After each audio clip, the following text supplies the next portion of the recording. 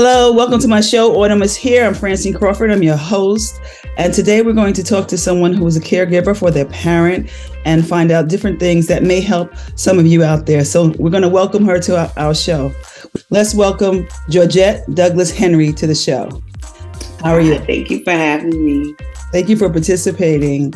Before we get into it, I know that you were a caregiver to your parent, but before we get into it, just tell us a little bit about yourself and what you do. Yes, I am Georgette. I'm a teacher. I'm a wife. I'm a mom. I also do stand-up comedy on the side. So I have a very, very active and full life. So, yeah. Okay, so that, becoming a caregiver to your parent, that must have been, hard to kind of juggle all of that. Yeah. So, my mom previously had, health issues. She had actually been diagnosed with cancer some years prior. But, they were able to, it went away. And so she lived a full life. But the cancer came back. And I remember we were at my sister's house in Maryland, and she was like, she had like this thing in her throat. It was like a lodge in her throat, and she wasn't in pain, but it was just like her speech was, distorted. And, I was like, Mom, swallow. And she was like, she was like, I just feel like something stuck in my throat. So, but we didn't think anything of it. And prior to that, my mom had like back issues. She had a back surgery. She had problems with her eyesight and everything.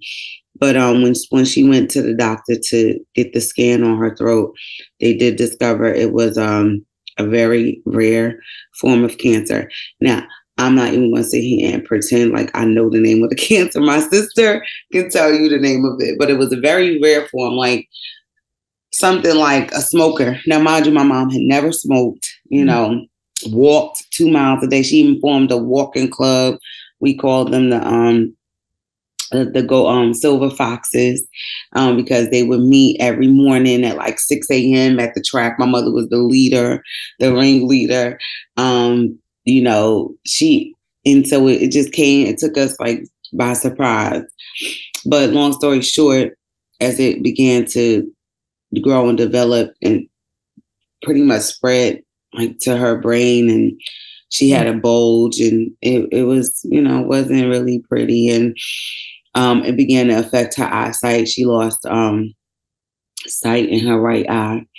And and it was hard. And then at the time I found out I was pregnant in the midst of all of this. And I remember there were times when I couldn't go next to her because she had like radiation.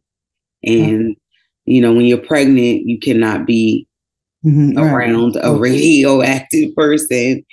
So that was hard, but yeah. So how did you how did you deal with it as far as juggling? Did you live with her? No, I didn't. I did not live with her, but this is funny how life works. My god sister, who my parents had taken care of since she was a baby, and I met in college. I met her mom in college when she was a baby. She then came up to live up here, to live with my parents, to take care of my baby once my baby was born.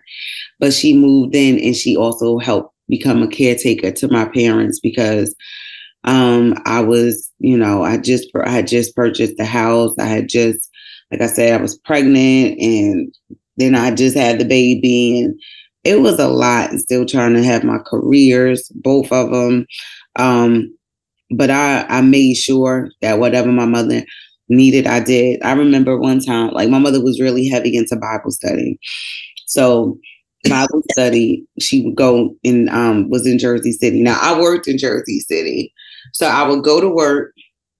Mind you, my mother drove until the bitter end, like one eye, bad back. She was on the road. I'm like, why are you driving? And people was like really legit getting in the car with her. Like all her little friends had her as the driver. I'm like, you do know she only got one working eye. Oh, and they God. just got in the car with her and she would just drive. And I'm like, ma'am. So I was like, stop it. I will take you where you need to go. And that was hard for her, because when you're used to being such an active person, as my mother was, very active in church, like I said, formed clubs, she stole bus rides, she did it all. And then to all of a sudden have that come to a halt and now have to become dependent and waiting on somebody, that was really hard for her. But she didn't want to stop, and so I had to adjust, you know what I mean? So I would go to work, I would come back to Roselle, which is where she lived, pick her up, drive her back to Jersey City, let her go to Bible study. And then I will wait at one of my friends' house or just wait around. And then when she would call me, I would go pick her up, drive her back to Roselle, and then go home, But I didn't mind doing it because how many times did she do it for me, So, Right. And I remember when she had to go grocery shopping. So I would be like, Mom, just give me the list and I'll go. But no, because she had to pick out the potato. She had to pick out the right whatever. Right, you know what I mean? Because I was like, she's like, you don't know how to pick out an orange. Okay, you know what, you're right. So I would just go and just walk behind her, she would, and just I understood I had to have the mindset, this is going to be a long trip to the grocery store. So yeah, you had to adjust to that, and then allowing her to do that to keep some of her independence. Right. Exactly. Right. Yeah. So I'm sure that was a struggle sometimes. Yeah, it was because my mother was very strong and very strong-willed, and it took a lot for her to relinquish that. It was like in her mind she could still do it all. And I'm like, and even when I found out I was pregnant, right? Again, I mean, the cancer was there, but it wasn't deteriorating her yet. So when I first found out I was pregnant, she was like, well, I'm going to watch your baby. Ma'am. she was insistent. She was like, because you're not going to leave your baby with a stranger. Now, again, my mother walked with a cane. Her eyesight was going, but she was insistent that she was going to watch my baby. So I didn't argue with her. I was like, okay. So as the time came closer, she had the revelation. She said, well, I'll tell you what you do. You hire somebody and they come watch the baby here, and I'll watch them watch her. Okay. Yeah. Well, see, sometimes that's good because she's able to, she still feels a part. Right. Exactly. And that's where Brittany came in, and it was a blessing because it worked out that. Yeah. So it worked out. So how was that? I'm sure it took some emotional toll, because I'm sure you thought about, the things that she might be going through, or her passing away or something like that. Like you because she has so many different illnesses. How did that help affect you emotionally? I mean, it was hard. It was I felt like my emotions were constantly like on a pendulum. It swung from one way to another because it was so weird that time in my life, that time period in my life, because I had some of the most amazing things happening at the same time, like legit watching my mother pass away, right? Die right in front of my eyes. And then it played tricks on my mind because it was like, why didn't I do these things earlier so she could have, partook in them, like she could have had more time. Like if I had babies, or because I was a late bloom, I was 38 when I had my daughter, my first daughter. Mm-hmm. So in my head, I was thinking about, I should have did this earlier because then she would have had more time. My mother actually helped me pick out my house. Because even though she was going through what she was going through, I was house hunting, and she came to on Saturdays, that's what we did. I would go pick her up, and we would be with the realtor just going house to house to house. So I was happy that she got to see that, I did become a homeowner. She had 4 months with my daughter. My daughter is the reason why I know she was the sign that I had that my mother was ready to go. Because when my god sister used to watch my daughter here at my house. And I remember coming home from work one day, and I went upstairs to see my mom. She was in the bed, and she said, "Where's the baby?" And I was like, okay, I went and got her. Now, mind you, my mother, anytime I brought my daughter in the room, she would perk up. You know, she would be like, give me my baby, give me my baby. She would just hold her. And this particular day, it was on a Monday. She was like, where's the baby? And no, it was on a Friday, I'm sorry. And I went and got Corey to bring her to her. And my mother was in the bed, and she just looked at me, and she looked at her, and then she turned her back and pulled the covers over her head because she just couldn't do it. And that was like the first time. Like, that was the first time she had ever turned her back on. And I just had to leave because I was like, and I said to God, God, you got to do something. Either you got to heal her here, or you have to take her, because like now she's starting to suffer. Mm-hmm. Because that whole time she wasn't suffering, you know, she was you know, just going through it about not being able to do the things she wanted to, but then she started suffering. So that was like that Friday. And then that Saturday I drove to Maryland because my sister had just had a baby. And I never told my sister what I said, what I prayed to God. I didn't tell her about the experience because she was in the middle of having a baby. And that Sunday I was on my way back home, and my sister called me and was like, she was crying. She was like, you know, I just called mommy and told her I had a baby, and she couldn't respond. And she was like, I need God to either heal her or take her. Like the exact words that I said, she said it to me. And she was like, because I can't see her suffering. Mm-hmm. And then that Monday, I came home from work, and the ambulance was at my house to take her to the hospital.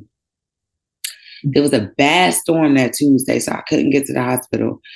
And then that Wednesday, I got the call that she was like in cardiac arrest at the hospital. And we had to go there.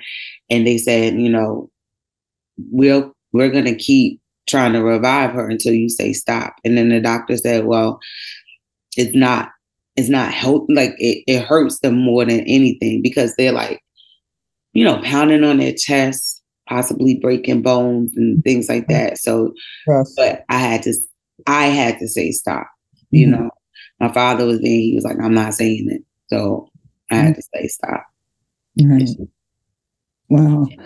So how did you, after it was all over, did you review in your head things that you did, things you didn't do, things you didn't know that you might have been better prepared for? I mean, yeah, experience.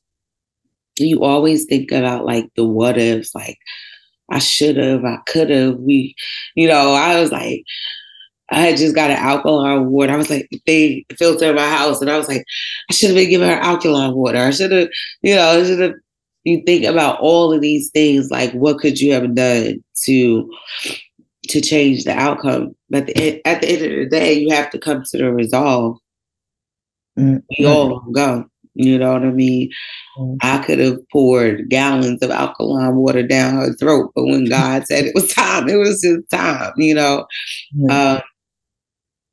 But I'll never forget when Dad took my mom to the grocery store, and she got out the car and she said to me, she said, I hope your daughter is as good to you as you've been to me. Wow. That's amazing. That's great. See, so she, she was a believer. So she knew that she was going to be gone soon. And she wanted to make sure she left you with that, to let you know that you've done the best that you could do. So with that, how was the grieving process? Was it difficult for you? Were you in disbelief? Did you go get help? allow, somebody to come have therapy? Did you have, Oh family? yeah, I went to therapy. I definitely went to therapy. Went to therapy? I went to therapy for sure, but not just because of that. It was just like my life had just changed all the way around. You know what I mean? Great things, but still change. This still changed. And I had also just lost two best friends. The day I was bringing my daughter home from the hospital. I got a call that one of my best friends was found dead in his apartment. And so emotionally, I was like, I was zapped. So I definitely went to therapy because I was like, I don't even know how to move forward from this.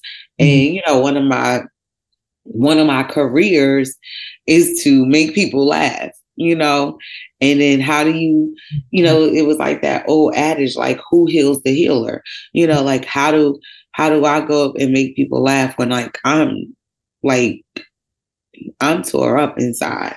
So I definitely had to seek professional help. And I tell people all the time, I talk to God and a therapist because, you need both. You need both to I don't understand why people feel like it's such a stigma to talk to a therapist.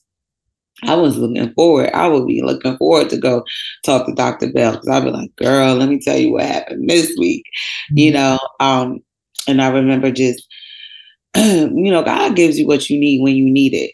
And he knew I was going to lose a life, so he gave me a life. You know what I mean? I have can I say this on your podcast? I got a tattoo. I have a tattoo of my daughter. Can you see that? Yeah, I can see my daughter's name, Corey, and it has the life. The O has the life. I thought it was the Prince symbol, but one of my friends told me it's not the Prince symbol, but it's the symbol because I gave her life, but she saved my life because like she gave me like that. Just why you got to keep going. You know what I mean? Like, because it was like that's all around me, We know that, we can't prepare if our parents get sick. We know that. But is there things that you were glad that was already prepared for you, or that there were things that you were not prepared for that you wished you would have got together before these things happen? I will give my parents a lot of credit. They were prepared. You know what I mean? I wasn't prepared, but they were prepared. And did you have hard questions? Did you ask them the hard questions? Did you ever talk about that? If they passed or anything like that? My mother she always talked to my sister and I about, if I go, this is what she had those conversations with us. Funny thing is, and that was helpful. And that was helpful. It was. Because, people don't like to talk about death, but death is a part of life. It's that one statistic in life that doesn't change. 1 out of 1 person that is born is going to die. So you need to prepare for it. And like, it's crazy because like my dad passed literally 1 year, 1 month after my mom. And I was, I was close to both my parents, but I was, definitely closer to my mom. And there was like a part of me, I asked God, I was like, why would you take my mom first? Not that I wanted my father to die, but that's where I was. Like, why did you take her first? And so within that year that my dad had, my father, because like there was accounts. My mother had all kinds of accounts that my father didn't know about. She had money. She was crazy. She would always tell me and my sister, don't let your right hand know what your left hand. Like she was like one of those people. I used to think my mother was a drug dealer because she always get her hand on some money. I'd be like, Ma, I need $2,500. She'd be like, stay right there. She would come back. Where you get this money now? But anyway. But so that year that my dad had, he spent that year like prepping. So he went and put my name on an account, my sister's name on an account. He sent us all the insurance policies. It was like he used that whole year to just get things in order for us. So when he did pass, and my dad passed because he was ready. He didn't want to do this life without my mother. I believe that, and from the bottom of my heart, like he, we were together that day, actually picking a tombstone out for my mother, because it takes a year before you can get a headstone. What is a headstone place? We did that, and then we went out to eat, and my sister, all the kids are there. And then that Sunday, my father went into the hospital, and he was fine. He was talking. I was going up there every day after work. I get a call, and they said, your dad signed a DNR. Do not resuscitate, DNR. And I was like, what? And he just went down like that.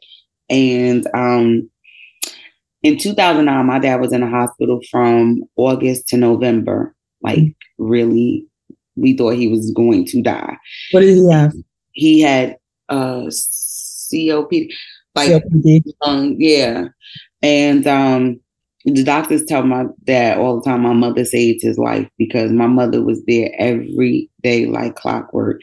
And they said when the doctors and the nurse know that somebody is coming, they take special care, because they know, like, my mother was coming. I was coming too, but my mother was there. Like, it was her job. She was there. And the doctors always told my father that she saved his life. And so, when she was going, he and my father had to get trached. And that was really hard for him. And he told me and my sister, don't ever, ever, ever put me through that again. If that's the only option, you let me go. He told us that. He was like, I don't ever want to experience that again. Don't put that. So he signed the DNR, and my sister's a nurse. So, she knew how to talk to the doctors, and we put him on for like 1 week just to try to give him like that fighting chance. And my father had an attitude. He was mad. Like, I would go in the room, he was rolling his eyes at me because he was ready to go. He was ready to go. And after a week, they said, look, it's not going to get any better unless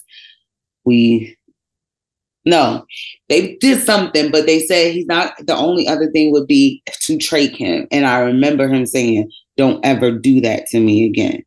So we just had to let it go, because that's what he wanted, So from that experience, you kind of learn that, like, if they're going through it, you have to be concerned with what they feel and how they feel. And even though you want them to be here, you want them to share in your life and stuff like that, be mindful of their wishes, Yeah, that's important. That's really important, because selfishly, you want your parents to live as long as they can. You want anybody to live as long as they can. That means something to you. But if they've already verbalized, my father was in his right mind when he said it. It wasn't like he was on medicines. He knew what he wanted. He told us. And that was hard, because it's like, I know what he said, but I know what I want, and you got to just let it go. You know what I mean? Because if we would have did it and he would have lived, he still wouldn't have been happy. You know what I mean? Right. That's not what he wanted. When my mother left, I think he was like, let me get this business in order. And the day of his funeral was their 40th wedding anniversary. Okay. Wow. Mm-hmm. Well, sometimes that, it works out like that. Yeah. God knows what he's doing. Prior to my parents passing away, they both had battled. It was like they took turns. My father was going to the hospital in rehab. He come out. My mother was going to the hospital in rehab. She come. So I I was definitely privy to a lot of experiences with hospitals and nursing homes. And I will say this, again, you got to show up, because if not, and you got to advocate, because if not, it's not going to work out well for anybody. It's hard dealing with that emotionally, and your balance of life, because your balance of life changes because you have an adult, to care for. You can't just tell them what to do. Right, exactly. So no, you cannot tell them what to do. No, and that's what it is. Like your autumn in life, when you change, they're not. They may need the help of a child needs the help, but they already experience life and they know what they want. They know how they live. They may want to continue to do things where they can't do. They're active, but that they can't do, or if it's not safe for them. Right. Exactly. To do. So you have to be the one that to be the discipline or have the battles back and forth with them. But exactly. Yeah. See, sometimes you have to ask them. You have to, you can't. You think you're doing something nice, and it looks nice from outside. Right. It looks like a nice gift, a nice thing to do. But we have to be respectful of their things, their house. This is their, even if we want to be nice to them, this is what they've accumulated, how they have their life, and they're okay. Right. Right.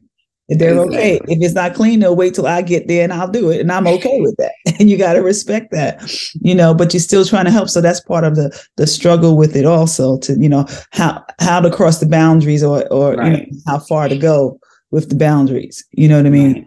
So, but what would you say to someone who is listening and has the beginnings of somebody who is going through, their parent is going through, the changes of life, and they're deteriorating and they have an illness and things like that? What would you say was some of the 3 key things that helped you to get through this and that can help them, something that will help in any kind of situation, regardless of what kind of illness they have? Right. I would say, first of all, it's going to be overwhelming. It is, because when you're accustomed to this strong person, not just physically, but, mentally, this person who's been a giant in your life, now you're watching them fall apart. It takes a toll on you. So be patient with yourself too.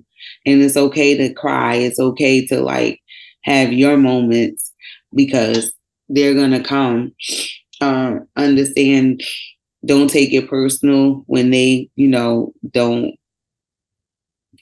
they might lash out at you or, cuss you out for trying to do something nice. You can't take it personal. You can't, because they're going through it too. You guys are just understanding, going through it together, and talk to somebody. I have been blessed with wonderful friends, and they got me through some of my toughest times, and and like I said, I got professional help to just talk me through it, because it's not just an autumn for them, it's an autumn for you too. Mm-hmm. You know what I mean? It is an autumn. It may not be the ultimate autumn, but it is an autumn, because you're changing with them. So understand that is important to recognize and accept too. Right. Exactly. And we all know that, you love your parents and you love your loved ones, but love is not enough to get through that. You need a village, you need care, you need to understand what they're going through, you need to consider them, you need to talk to them. Have that conversation. What seems like you were always involved with them. Right. So it wasn't so uncomfortable to just come and talk about stuff, because they talk to you. Some of the good things is that they already talk to you about what you should do or if something should happen. You had those conversations and they initiated. And part of what people may not realize is that if you can have that continuous relationship with your loved one, your parents, things like that, they feel comfortable to tell you, this is what I want. This is what, if something should happen, this is where this is where that is. If they feel comfortable. And then a lot of that is your relationship that you've built over the years, Right. So, that's just something that I want the audience to consider. Sometimes relationships go astray because we move or whatever happens, and we're focused on our family, and our parents are doing okay, so we don't check in so much. But sometimes if you keep building that relationship, they know that they can come to you and they can trust you. And if they can trust you, that you're going to give them that care or attention that they need and make them feel comfortable. So it seems like you've already built that. So that was really good. And you have a village around you that helps you. That helps you. So good. Well, thank you so much. Is there anything else you want to say to the audience?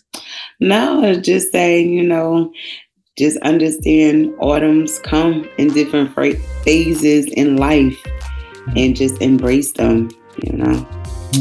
Okay. Well, thank you so much for participating in Autumn is Here. I appreciate it. And I appreciate your story. And, I'm so grateful that your parents were that kind, that were strong and active in their life, but they also knew enough to say, well, we have to prepare. We have to prepare, because preparation helps a lot. There's no guarantees, but it helps a lot on both ends. It helps the family to deal with you. It helps the family to know what you want and to prepare them, for the ultimate that everybody's going to go through. So, all right. So good night, Georgette. And I appreciate you coming on, and thank you for being a part of Autumn is Here. Thank you for having me.